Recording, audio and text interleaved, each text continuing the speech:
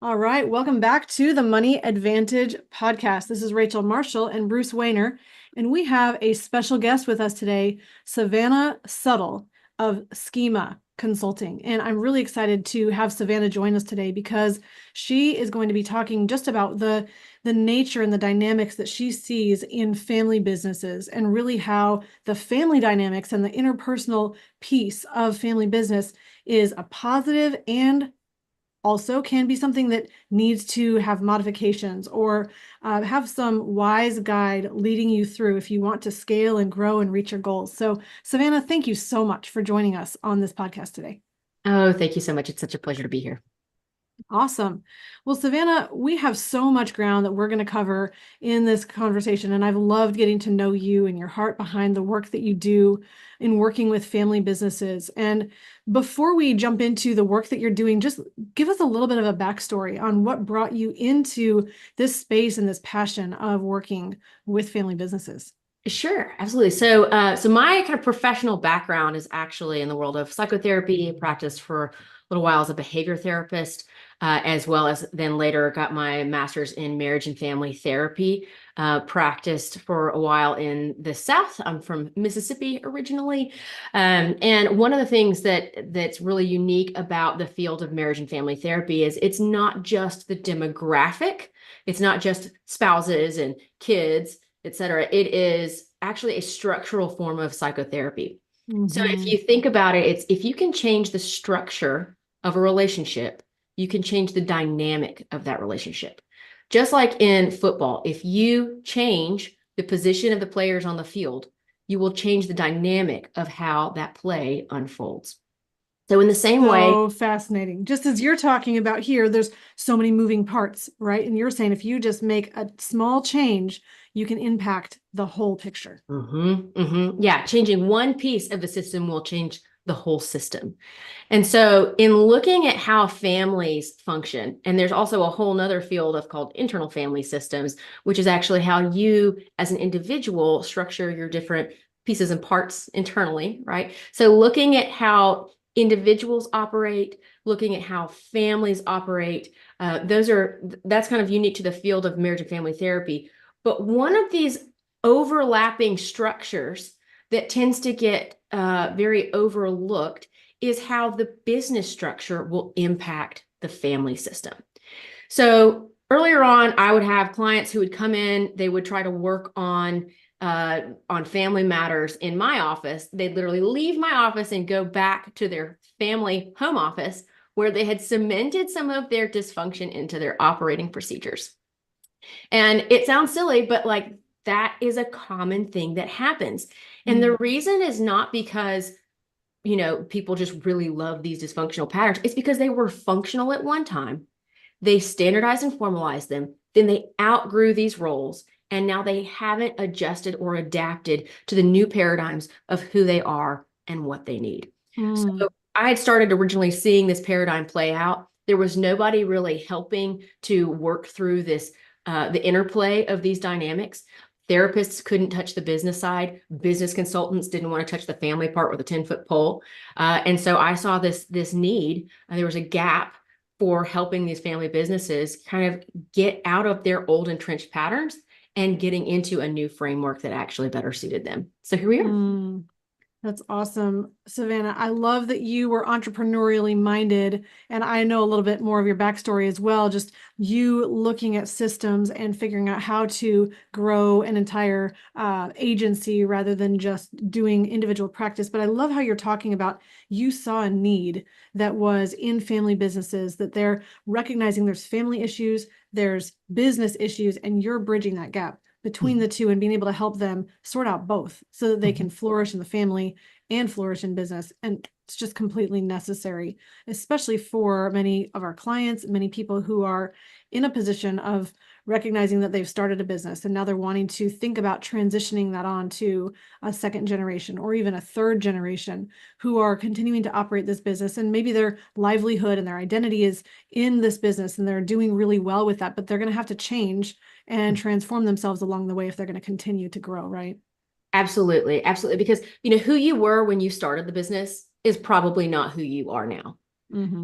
And what you needed then is probably not what you need now. And the same thing goes for your kids, for anybody else who's in the business, and even just for key employees, right? So one of the things that's really neat about family businesses is that they tend to grow very organically and they're very relational, right? Everything is about, like, they're designing their own future, they're designing their own world together. They're doing it in a way that usually prioritizes the relationships.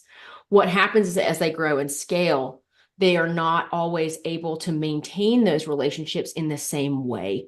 And so then all of a sudden they start feeling forced to make a choice between, do I maintain my relationships or do I grow the business? And a lot of that causes some deep friction because different people in that system are on different pages, right? They may have their own different tolerances for change or for growth, but within that system, there's always going to need to be a move toward structure and a move toward creating a framework that allows you to maintain the integrity of both your relationships and your business operating model. With these family businesses, because they're so relationally based, it becomes intuitive, this business system of like, okay, I know what the business needs and I'm going to do this but all of a sudden, I'm doing this to balance revenue, but now all of a sudden, wait a second, I don't know, Jim, my key employee who just fell off a truck and hurt his back, like we've got to make these accommodations for Jim. All of a sudden, if you get too far out, you've started to adopt your business in such a way that it actually, I'm trying to think of how to put this into words. It becomes a vehicle for caring for your people. And sometimes those things can conflict, right? So when those conflicts occur, people are intuitively operating. It's not always easy to separate. Okay, when do I do what's good for the business in a way that's also good for my people, family? But also in that situation, though, would you say that there's also timelines? So you could say, well, it might not be good for my business now, but it's better for the relationship. But then down the road, it will be better for the relation or for the business because the relationship is better. So are there different sets of timeline that you also walk people through on their thought process? Yeah, for sure. So one of the things is, like, in the early days, if you're smaller, you want to limit communication overhead as much as possible, right? So this is part of the reason small teams work together well. Usually when you're starting off as a family business, you hire somebody who you know, because you can bypass process. You can bypass a lot of the formalities of, like, hey, this is how we do things here, because you already know how you two work and operate together. The problem, so for and instance, that you're talking about, like, in HR, there might be KSAs and a formal application process and a formal interviewing process and formal qualifications and formal onboarding and training and mentorship. So there might be that formal process in a typical organization that's not a family business, but you're saying you're bypassing a lot of those formalities, right? When you're starting as a family business. Absolutely. And especially, and not just family businesses, but even early stage startups, you tend to pick your friends or whatever, people that you already know, because you can bolt out of the gate faster. That is a wonderful, wonderful way to build relationship capital very quickly. And I think, Rich, to your point, like, what about relationship capital? There's something there in terms of investing in people, and that's going to be better for the business long term. But then sometimes you have these other weird triggers. So that's kind of where that nature of the conflict starts, where people are conceptualizing, okay, they have this built-in intuitive culture and framework around, we're going to value the people, process is secondary, relationship is first, right? And so we end up building this relationship. We'll kind of just roll with the punches, do whatever we need to do to get the job done. And at the end of the day, we're all on the same team. Yay, us. The problem, though, and that works for a long time. The problem, though, is when you start scaling and you've got a lot of people now, it's usually a matter of head count. Then all of a sudden you only have 24 hours in the day, so you can't talk to everybody and build relationships with everybody. You might be able to do that with 150 people. It's going to be really, really difficult at 3,000, for example. But even at 150, that's a very different team dynamic than operating at 10 people. So you have to start systematizing Otherwise, you end up having a ton of communication overhead where you're always talking through, what's happening, what are the updates, who's getting updated. If you can start structuring hierarchy, structuring process and protocol, structuring common places where people can all collaborate to find the same information, you can minimize confusion while still bolstering relationship capital. Now, all of a sudden, the time that you spend with people is more centered around who they are, what they want, and what you want, all that relationship stuff, as opposed to just catching up on shop talk, for example. That's really valuable to think of, because if you're in a position where you want to scale and grow, then your vision is going to be including more people, a larger team, more segregation of responsibility, more maybe department type thinking, rather than I'm the entrepreneur, I wear all the hats, I do all of the things. And so if your vision is that growth, then how can you start thinking as the business owner? How can you start thinking towards that system creation, but not jumping too quickly into creating systems that are not yet suited for where you're at? Yeah, great question. I think in general, sometimes it's just it's a learning curve. Usually people don't realize that they need it until after they need it. And that's when they can kind of go back and be like, okay, what has worked? What has not? How do we reevaluate what we have versus what we need to add? So it's kind of like when you get invited to an event and you go through your closet and you're like, oh, well, I've got this set of shoes and I've got this pair of pants, but man, I need a new top, right? Same thing. So in this situation, and I think, Bruce, you'd asked about timelines as well, and how do you kind of negotiate those things? At some point, every business owner will start feeling the friction of this internal conflict of interest of, I want to do what's good for the business, and what's good for the business is probably not good for this employee. So what's good for the business is that we backfill this vacant position as soon as possible. But if I do that, it's going to hurt this person's feelings, right? Or it might cause a morale issue. And then all of a sudden that morale issue can become really insidious, and it starts eroding some of maybe the trust and the nature of the buildup. So when that part starts happening, that's when it's a really good time to kind of take a step back and say, okay, it looks like we may have more functions and responsibilities than we have people to fill them, or maybe those responsibilities have shifted in a way that the people who were good fits for those positions are no longer the best fits because the positions have changed. There are now more pieces of this responsibility. There's more scope. And again, each of those people only has 24 hours in a day. So when business owners start feeling this sense of conflict, that's when I really advise them to kind of take a step back and map out, okay, what are the functions? Not according to personality, not according to how it's been, but if you were to take a fresh stab at how it is now, what are you seeing? What makes more sense? How do you organize things in a way that flows more? And then who's actually the best fit? How do you map those people in?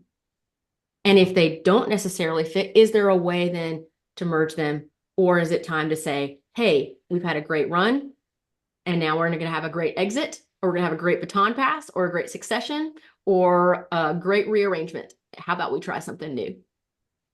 So, Savannah, from your experience, how often is the answer a little bit painful, but the communication and the way you handle the communication about that decision making process, how important is the communication versus not making the decision because the decision might be a little painful? Great question. The decision itself is often scary. It's scarier more than painful. And I think if people can get past some of the fear factor, and that's probably my favorite thing, is working with people to help suck the scary out of it, right? It's only scary because you think there might be a possibility of a bad outcome. Okay, great. Let's design outcomes that work for everybody. And I know that sounds easier said than done, but usually it's actually pretty doable. There are more outcomes than that there are ways to look at how people fit. I think that's one of the things I love about this approach is when you look at the individual, you look at the system, whether it's the family system, the relationship system, the team system, the people system, and then you look at the business. There are so many different dynamic points where you can start to create change in a way where you can get your results and also allow people to grow into new versions of themselves. They can stay authentically themselves, but maybe they get to experience strength in different ways. So, or growth trajectories. Your question, sorry, I'm rambling. But your No, that's question great. was Basically, I think communication is always really critical. And I think if we say the option is, well, we just stay in our status quo because it's easy, this person is expected that they're always going to be in this role, they don't want things to change, and we're going to try to maintain the status quo and not rustle any feathers or step on any toes, that can end up leading, I'm sure, into a detrimental way where the business is suffering, the dynamic of the relationship can even suffer.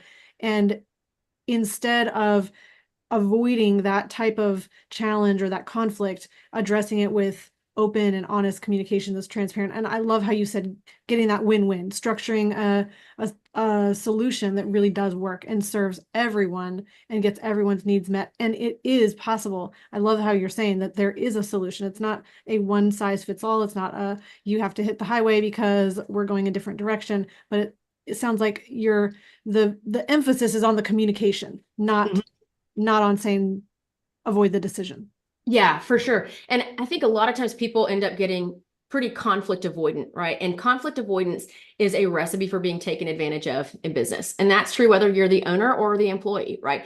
Part of the value of close human relationships is the ability to be clear and honest and direct with people, even when you know, hey, this might be a little bit messy, right? Or we might step on each other's toes. The question is, you've danced together for this long. You probably know what it means to step on each other's toes. Either that's gone well in the past and you fixed it, or it hasn't, and you've got some growth to do, right? But if people are willing to work on that part, then it's usually pretty doable. If they're not willing to work on that part, that's a different discussion. But I think part of it too is that, especially in America, we tend to think about pain as something to be avoided at all costs. One of the things that I really love about working with family businesses is this understanding of endurance, perseverance, and flexibility. There's a lot to be said for relationships and how they create resilience and meaning and purpose. Not all struggle is bad. Not all hard conversations are bad, even if they kind of suck. Sometimes the good feelings and the right answer don't always come in the same envelope. However, it is so wonderful. It can be so healing when you can say, like, hey, we disagree on this, but we're going to find an outcome that works. We're going to work together, or we're going to agree to disagree and still keep on trucking. So I really do try to encourage as much radical transparency as possible, and that collaboration instead of just avoiding it. Because if you avoid it, all you can do is stagnate. Mm-hmm. No, that's not really good for anybody. Absolutely. I'm going to ask you a next question, and then I'm going to excuse myself for a moment. I need to solve something. So can you talk about the nature, the challenges in scaling family business, specifically you talk about there's a type of operating model that family businesses are usually working within, and you're focusing on building that relationship capital, but what is the challenge in scaling family businesses, and why do you need to think about operating models differently? Yeah. So we kind of touched on this a little bit, but as you start off as a small enterprise, a small group of people, you usually know who you're working with and how you're working with them, especially if you're hiring people that you know. Family businesses tend to bypass process, and that way they can kind of shoot out of the gate, make a lot more headway. They get things done faster. They've got that relational resilience. They're usually pretty strong about building culture. Sometimes that's healthy, sometimes it's not. But everybody usually knows how things roll. And there's a lot to be said for that level of contextualization So of knowing how things operate in this ecosystem and consistency. You can really get into relational flow state. And we think about flow state in terms of time management or even cash flow, but we forget about relationship flow state of what it means to work well on a team with each other. Family businesses tend to be really good, and small teams that are successful tend to be pretty good at that. The issue is when you start growing and adding headcount, you start losing a lot. If you don't create a chain of command of decision making, of how you're going to process through things, you can start adding to a lot of your management overhead. There's a wonderful book by a software programmer called The Mythical Man Month, written in the 1970s, about kind of the nature of project management and how in complex projects. And it's the summary is essentially, sometimes when you have a complex project that's behind, the idea is just add more people to it. And it's like, there are certain things that doesn't work with. For example, you can't take 9 women and make a baby in 1 month, right? It just doesn't work. There's some things that just take the time that they do. So sometimes, and the reason that if you add additional people to a complex project, that it starts to fail is because you all of a sudden lose all of the context and tribal knowledge that was necessary to make those critical decisions, right? You now have to spend all of your time training, bringing people up to speed, et cetera. Family businesses are great at holding on to that tribal knowledge, sometimes for decades at a time. What they are not great at doing is passing that on to the next generation with enough time. So what ends up happening is they will have long-standing, what I'm going to call tribal elders, right? Who kind of have this long contextual history of, oh yeah, well, when we built this facility, we had to design it this way. And then 10 years later, that didn't work anymore. So we had to do all this, something that they did the shuffle. They've got all of this context. And then when that person retires, someone else comes on behind that has no context and now can't fulfill the job that this, let's say it was Carl.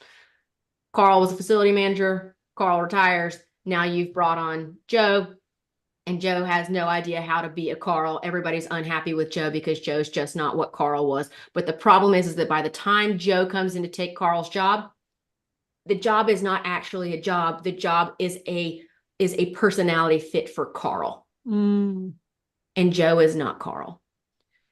And the way that you account for that is you actually have apprenticeship. So a lot of family businesses they do the apprenticeship model, where they'll bring somebody on underneath them.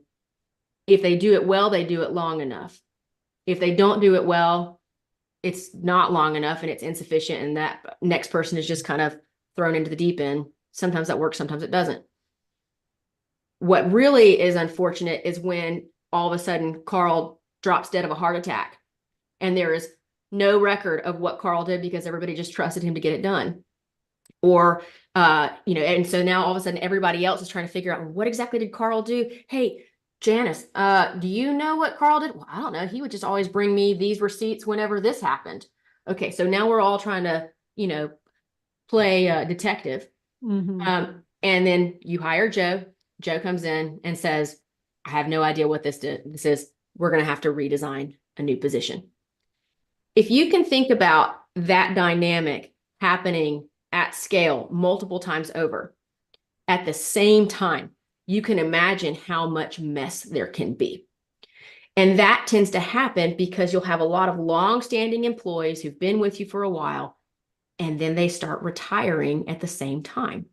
And I'll call them, generational cohorts. Usually it'll take just 1 or 2 people, they'll start trickling off, and everybody, but if the management has not done a good enough job of mapping those positions and responsibilities and starting to redesign them for this new generation of employees, then it starts to feel like a cliff, a relationship cliff, where the old guard is walking out, the old way is no more.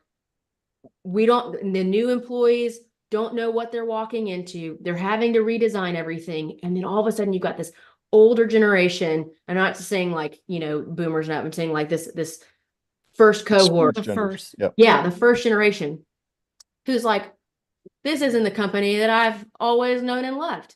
We have all these new people who are coming in and telling us what to do and how to do our jobs and da da da da da da. That's because these new people don't have enough structure. They don't know what's happening and they're trying to figure it out, and they're trying to kind of take the wheel and steer and create and build.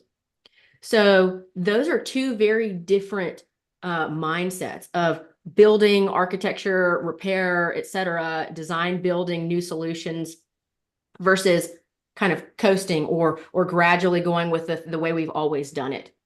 So once you start having this shift, it's almost like two rivers merging, right? That have very different flows and currents and water constitution. At some point, the new way will start to take hold because it creates die-off over here. Even if that's die-off of like just people early retiring, quitting, doing a career change, or even just saying like, hey, the old way isn't necessarily working anymore, or there are parts of it that work, but we're going to have to adapt. Excuse me. At that point, one of the things that can really accelerate the die-off is this sense of people feeling lost and like their relationships are not holding water anymore. Like, man, I've built up 20 years of relationship capital in this business, and this is how I'm treated. I've got some young whippersnapper coming in to tell me how to run my job. And it's like, man, it's not actually about that. I mean, sometimes it might be, but usually that part can be adjusted by setting a clearer expectation for how things are going to change, why they're changing the way they will, and how you preserve relationship capital in the new model as well as throughout the transition. When people leave that to just, oh, people will figure it out, people don't figure it out. And the reason is because people as a species, we are not usually inherently structural in terms of these relationship processes and metastructures. As leaders, it is our responsibility to say, hey, here's the vision for the future. Here's why things are about to happen. Here's what we need and expect from you from a relationship perspective. Here's how we channel those feedback loops. Here's how we make sure that we're all on the same page. Here are the values that we want to continue to build together. Here's how we want to hear your input and feedback. Here's what we're able to do. Here's what we're not able to do. And it sounds like a lot of work, and it is. But the more that you can do up front in terms of expectation setting, the better you will have success in terms of helping this older first generation catapult the second generation as opposed to undermine and abandon it. So one of the things I like to tie into that is you said, I think the most powerful thing you said was you tell them why you're doing it. Everything I've learned in my life on a variety of careers and different things I've been involved with, if I would start with why, which was a great book by Simon Sinek, then people accept it much more quickly. They might not like it right away, but they accept it because why is a sense of you've thought this out, not well, here's what we're going to do now. And I don't have time to tell you why we're going to do this, but we're going to do it like this right now. But if you take time to talk about the why you're doing it, people eventually then you build up some trust in that, and they will be on board a lot sooner. And I think I just wanted to emphasize that for our listeners, that I think the why, and maybe you can agree or disagree, the why is maybe the most important part of that communication process. Absolutely. And one of the things that I would say tactically that a lot of business owners forget and leaders is that as your organization scales, the way that you communicate your why has to change. So frequently, if you've been with the company from the beginning, right, you are used to communicating with people you know in small group settings and just assuming that they're going to get it. As you grow, you now have more people you don't have as relationships that are quite as deep, right? Or if you know them at all, that natural trust and rapport is not built up. Words start to matter much more, and repetition starts to matter. Not everybody is going to hear it the first time you say it. They're going to watch what you do as opposed to just what you say. They need to feel, it needs to resonate with them that your why is also their why. because this isn't the military. They didn't just sign up, to your point, like they didn't just sign up to have orders thrown at them. And if they did, then they're probably not the kind of employees that you really want to build that relational resilience with in terms of carrying them forward. So they're probably just, I hate to say the disposable positions, but when you have a lot of turnover, and it's because a lot of times they don't have that why, they don't have that resilience, they don't have that bond to the rest of the company. And again, that can also usually they'll either fraction off and create their own why, which may be in conflict with you. Sometimes people don't know how to form an identity, even as a group, without having an antithesis or having a what's the word? Antagonist, I think. Thank you, antagonist. Mm-hmm. But yeah, and so that can happen too.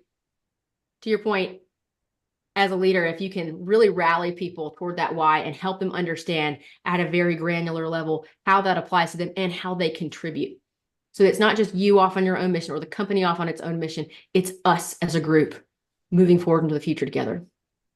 I love what you're saying, because this relates so much to multi-generational families and the thinking just of the family component. Even if you remove the business altogether, this idea that you have a leader in a family who is casting vision and saying, here's what matters, here's where we're going as a team, here's what we're doing together, here's what the why, here's the vision of where we're going, here's how you play a part, here's me recognizing your unique contribution and your individuality and your value that you bring to the table. That's not just here's how we're doing things, but you're getting that buy-in, you're getting that collaboration and that cohesion of thinking so that you can move together and you can continue to stay together as a family, rather than just say, well, dad's vision or grandpa's vision was archaic and it didn't work for the family going forward, or you don't have the breaking down of challenging relationships where there's just frustration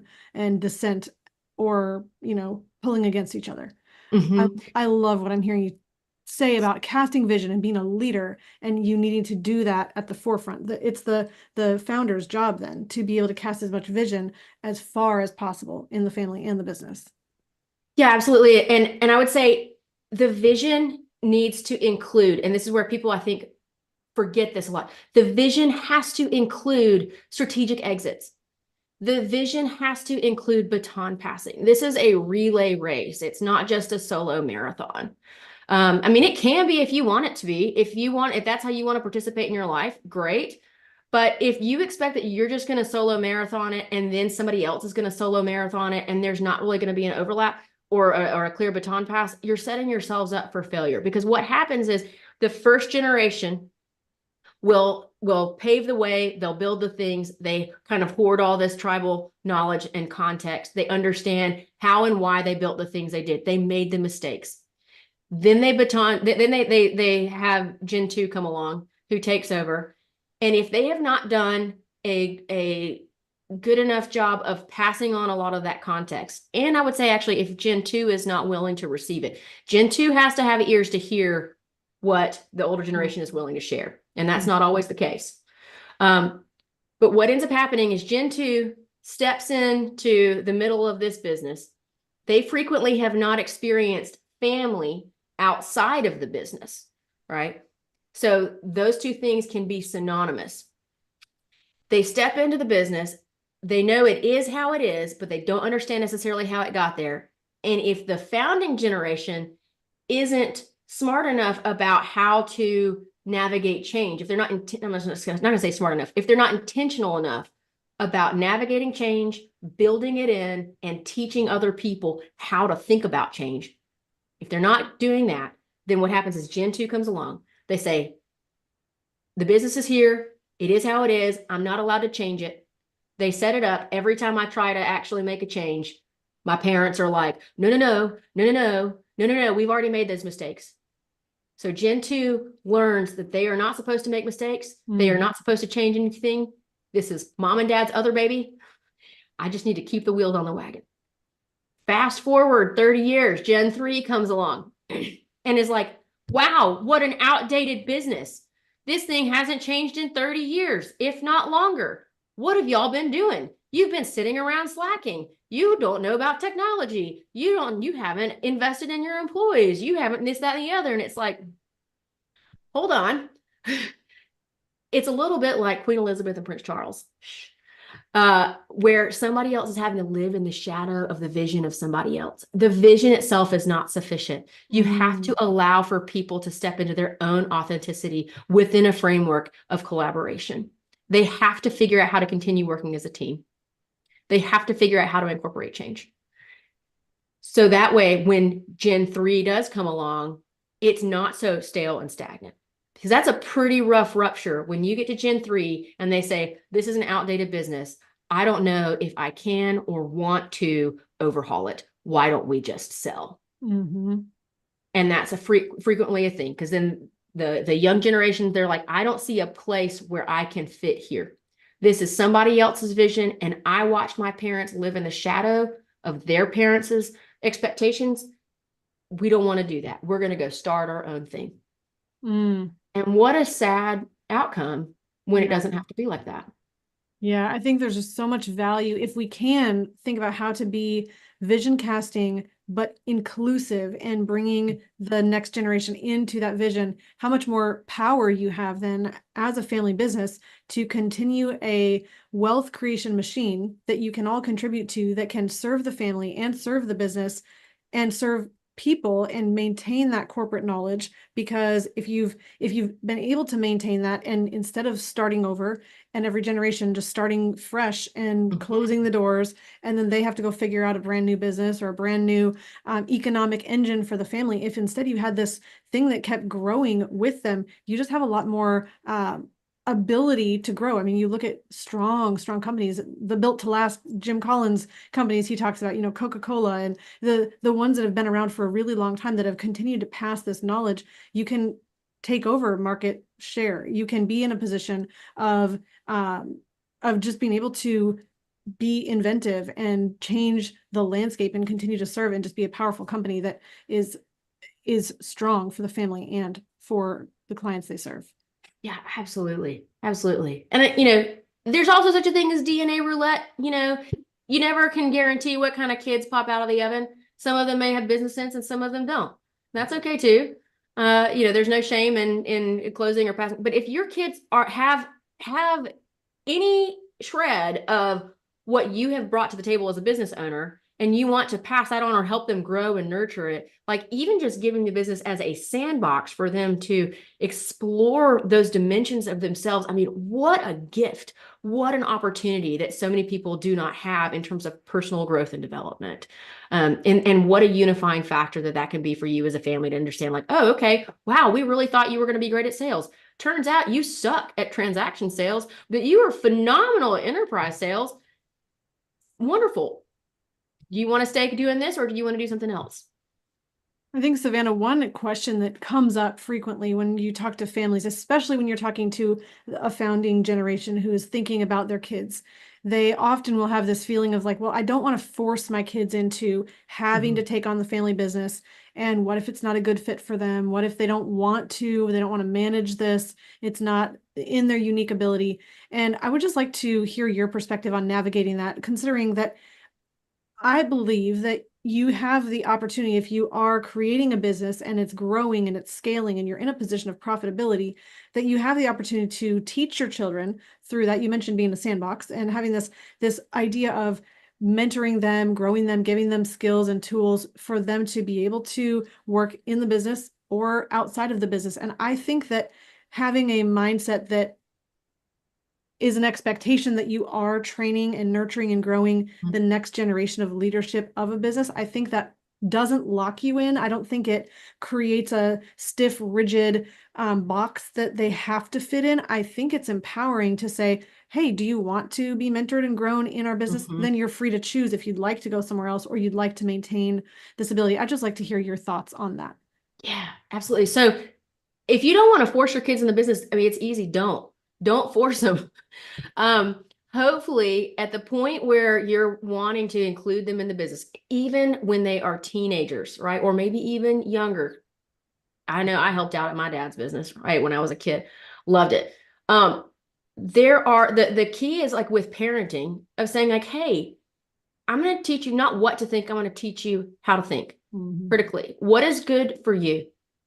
What about this is good? What about this maybe needs exploring? Maybe it's not so good. Maybe this part is something you need to watch out for, right? In the same way, this is another opportunity. You may have one kid who is like, yeah, I want to do this all day long. I want to take over. I have all these big visions for the company. Great. That's going to be your easy kid. You're going to have to rein them in probably, but they're going to be the ones where it's pretty clear, cut and dry. Then you're going to have on the other end of the spectrum, a kid who's like, I don't want anything to do with the business. I love you and would like to keep this separate, right? And I don't want to confuse our relationship with all of these operating things. And I'm going to go do my own path. I'm going to go be a brain surgeon or whatever else. And that has nothing to do with owning a restaurant in Colorado. That's great too. Both of those things are wonderful. You can still use the business framework to teach your kids about finance, to teach them about trust, about the structure of trusts, wealth management, et cetera, and how that can still provide generational legacy and management. But you also have sometimes kids who are, they're like, oh, I hate your guts and I don't want to deal with a business. Okay, well, then there's that. Or I would love to be a part of the business, but I can't be a part of the business because I'm afraid of how this will impact my relationship with you. Okay. Those are times when you get to those pieces, especially the ones who want to be involved, but there's relational friction. That's where you need to start looking in the mirror and saying, okay, what do I need to change about myself and about how I coach and parent my kids in order to be a safe person for them? Am I the parent who's in the bleachers really excited that they scored the goal because I'm genuinely excited for them? Or am I trying to relive my glory days through my kids? Sometimes kids will feel that pressure and they will feel that in the business as well. And they don't know how to tell you. So they would rather go pursue their own career path than try to follow in your footsteps. In those instances, forcing is never the thing. You can be like, hey, wake up. This is a great opportunity. It might be financially. It might not be for their mental health. And so the question is, if that's the case, why? And what are you willing to do to help them facilitate both outcomes that are good for their finances and their mental health? That's a really powerful answer. I think at the core of that is open, true, honest communication, being forthright, being able to have that safe space to say, this is what I want, and here's why. Here is what I'm afraid of, and here's why. Here's what I need to get out of this situation or out of the solution that we come to, and here's why. And being able to have that open dialogue. What if a family is in a situation where they realize they don't have that excellent communication? How do you, in your role, help facilitate that for family members that need to be 100% more honest so they can come to that good working relationship? Yeah, it's my favorite thing. I absolutely love it when this happens because so I'll usually meet with people kind of individually and then as a group. It's really interesting to hear the individual perspectives about how things shake out and then to see the group dynamics. Again, this is kind of my former therapy life kicking in. But in general, behavior is functional. People do the things they do for a reason, almost always. Even in psychosis, this is usually a thing. We're not just completely irrational beings. And even when that's a factor,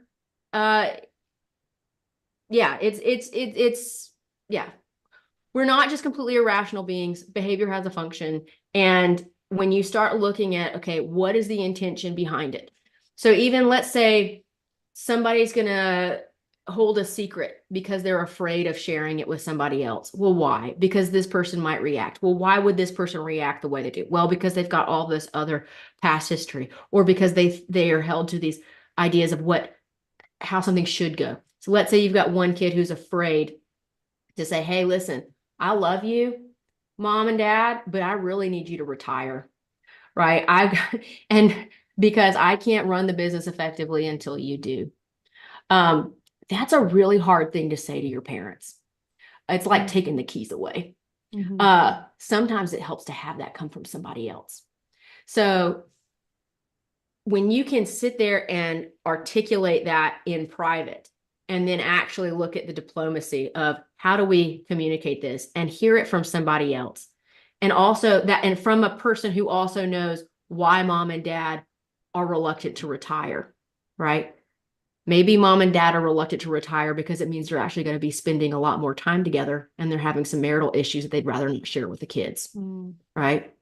So in those situations, in my role, I get to hear about each of those different things. And then there's confidentiality, but basically designing a framework and a roadmap that gets everybody on the same page, where I can say, hey, mom and dad, I hear that you're working through these things. Let's talk through, what do you personally need to see out of this next stage in life for your marriage, for you personally, out of the business? How do you want to navigate that? And how do we put that in a way that your kids can now have a clear set of expectations of how they should participate? Because they may need to be, figuring out future plans. Do they need to move back home? Do they need to sell the business? Do they need to take over the business? Do they need to not worry about it? How does this all play out?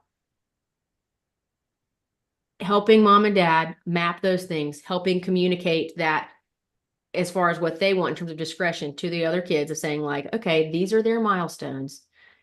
Kids, what do you want to see happen? Communicating that, and then helping everybody get on the same page toward a game plan.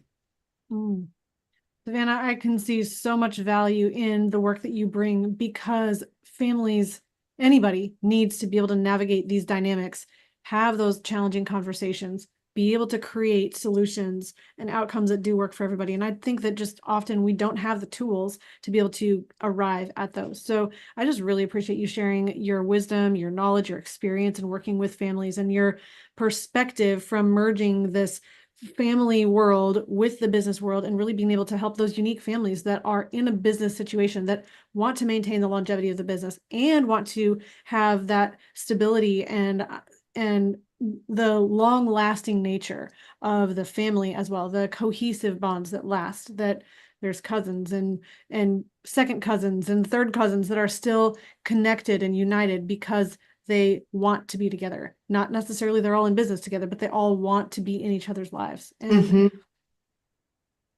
that's an amazing vision, but you're helping people be able to navigate the nuances to get there. So if you are a business owner who is resonating with anything that you're hearing today, or maybe you're recognizing some of your own challenges in family business, or you're recognizing that you have goals and objectives that you want to accomplish, that you're not sure how to get there, and you realize that there's some family dynamics that are causing some conflict or preventing you from arriving at those healthy solutions, I would just love, Savannah, if you can share, how would somebody reach out and get in touch with you, connect with you to find out and explore if this would be a valuable piece of their solution and their strategy for moving forward and accomplishing their goals? Yeah, absolutely. They're welcome to just reach out on my website. It's www.schemaconsult.com, SCHEMA consult, CONSULT.com. And I have just a form, just fill it out and get in touch with me, and I'll be happy to. I always do a free individual session with people, just kind of see hey, are we the right fit? And what are we looking at here? And if I'm not the right fit, then I'll happily refer you to somebody else who might be a better fit. That's awesome. I really appreciate you taking the time to share your wisdom and your knowledge with us today. And we do have a few comments in here. I'll just pop these in and share them. So we've got some on LinkedIn. I'm actually not sure if we went live on YouTube. It seems like we might have missed that. We'll push it live later if we missed that. But on LinkedIn, we've got Murillo, Martins. You might know some of these people. This is great information. Thank you. Sanjeet Singh says, very true. This is awesome. Thanks, everyone. Thanks for sharing, Savannah. And then Chris Hare says, I've had the privilege of seeing Savannah at work. She's truly gifted at this work. And Lee Wold says Savannah's the best. So just wanted to share those with you. Thanks, y'all. Awesome. Awesome. Well, thank you so much for joining us in this conversation today. And we hope to be able to share it with people who can really benefit and be refreshed by your perspective and the work that you're doing. So we appreciate you, Savannah. And thank you so much for listening. If you've been listening on this podcast, if you're listening live or later, you are welcome to just drop in your questions, your comments, your feedback, and we would love to be able to get those over to Savannah as well. So we appreciate you for joining in the show. And thank you, Savannah. Thank you so much, Rachel. Thanks, Bruce. Awesome. Thank you. In closing, please remember, go over to Schema Consult, SCHEMA consult.com. I should have written it down instead of going from memory, schemaconsult.com. And you can also remember, success leaves clues. So model the successful few, not the crowd, and build a life and business you love. We'll see you next time.